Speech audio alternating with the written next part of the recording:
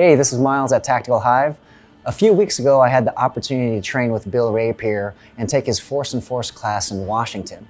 Bill Rapier is a retired Navy SEAL who spent 14 of his 20 years in service at Naval Special Warfare Development Group, and he's also the owner and lead instructor at Amtac Shooting. Bill's class was my first experience with Force and Force training, and I have to say it was a great and eye-opening experience, and it has me yearning for a lot more. With that said, let's dive right into the review. Signing up for Bill's course, I really wasn't sure what to expect. All I knew was that for the first time in my training, someone else would be shooting back at me. Force on Force training is the most advanced, realistic training you can get because for many students, Force on Force is the only time they will be able to go head-to-head with an opponent or opponents with weapons. Because of this, I think Bill's Force on Force class is best for people who have a good grasp of the basics of pistol marksmanship and weapons manipulation. The course is also meant for people who carry concealed. Equipment requirements were reasonable. A pistol, ammo, concealed carry holster, eye and ear protection were required for our live fire training. Bill's class description mentioned to bring 600 rounds of ammo, but I used around 200 to 250. For our combatives and Force on Force training, we're required to bring an airsoft pistol that fits in our holsters, BBs, green gas or CO2, face mask, and multiple layers of clothing and gloves. Bill also had some extra gas and face masks for all participants to use. The class was divided into 2 days, and each day incorporated live fire in the morning and Force on Force training in the afternoon. On day 1, after a brief explanation of what students can expect and why he puts the class together, we dove into live fire pistol fundamentals. He discussed grip, sight alignment, sight picture, trigger control, follow through, and demonstrated how he approaches each. He then gave students ample time to rep everything that he taught. He emphasized his combat shooting stance, which combines elements of a solid shooting stance and a traditional hand-to-hand fighting stance. He also shared some details that other shooting instructors might disagree with, like shrugging one's shoulders up to protect one's chin from a punch. With my background in mixed martial arts, I actually liked his perspective on that. Many instructors will teach students to relax their shoulders, which seems to be the norm, but Bill has made adjustments to fit his needs, and in this case, a stance that works for both shooting and combatives. The first live fire drill for the day was an untimed, slow fire at a small target to determine where everyone was at in terms of accuracy.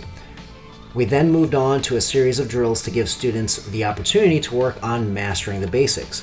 For example, we spent some time on his combat shooting stance to get comfortable with it.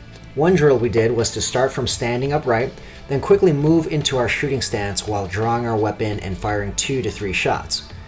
He talked about slide racking techniques, what he prefers and why, along with the concept of being tip-on and why it's important.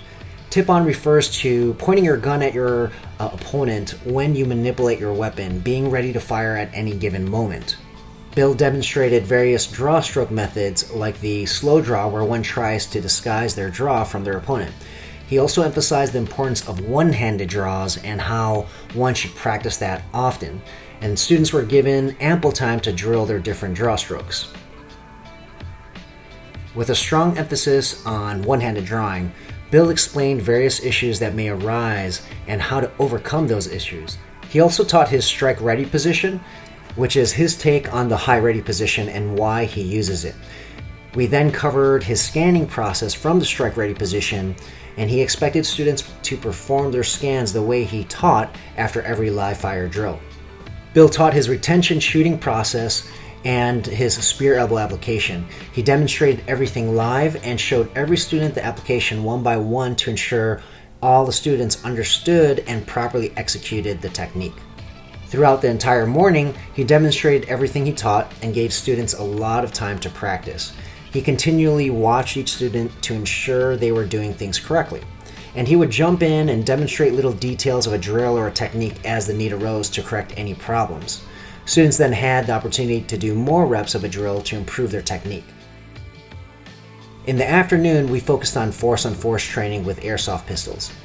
He discussed safety protocols that should be used each time a switch is made from live fire to dry fire training, which included buddy checks and inspections of all our gear. Everyone got their airsoft pistols and gear ready, then Bill divided the students into two opposing groups, about 15 to 20 yards apart, to start some drills. And these drills consisted of various starting positions so that the students would have a good foundation for our force and force scenarios. We did the get off the X drill, where students moved to the left or right laterally while drawing and firing. And students were able to do a lot of these repetitions to get comfortable with the concept. This get off the X drill was different from what I've done in the past, and students purposefully took multiple longer strides, basically sprinting to get off the X as we were taking fire, as opposed to a simple sidestep. After drilling, our force and force scenarios started. Students took turns being bad guys and good guys, and each student was put through the same scenarios. Bill explained each scenario to the students individually, and they were told to close their eyes when the scenario started. And then Bill told students to open their eyes, and the game was on. Being the first time I've done force and force, it was a little confusing at the beginning and difficult to train my brain into reacting to the scenarios as if they were real and not just airsoft situations here.